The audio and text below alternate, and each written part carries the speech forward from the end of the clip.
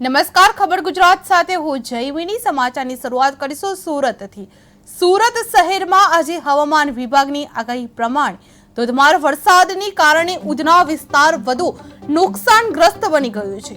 સતત 5મા દિવસે ઉધના નવસારી રોડ પર ભારે વરસાદી પાણી ભરાતા વાહન ચાલકો અને રાહદારીઓને ભારે મુશ્કેલીનો સામનો કરવો પડી રહ્યો છે. આ કારણે મુખ્ય માર્ગ પર કલાકો સુધી ટ્રાફિક જામ રહેવાની પરિસ્થિતિ સર્જાઈ રહી છે. સુરત મહાનગરપાલિકાએ અગાઉ ચોમાસા પહેલા ગટર સફાઈ અને પાણી ન ભરાય તેની વ્યવસ્થા કરવાના દાવા કર્યા હતા, પરંતુ આ વરસાદે આ દાવાઓને પણ નિષ્ફળ બનાવ્યા છે. શહેરના વિવિધ નીચાણવાળા વિસ્તારોમાં પાણી ભરાતા લોકોનું જીવન દુષ્કર બની ગયું છે. હવે સુરત મહાનગરપાલિકા માટે આ સમસ્યાનો તાત્કાલિક અને સારો ઉકેલ લાવવો એક મોટી પડકાર બની ગયું છે.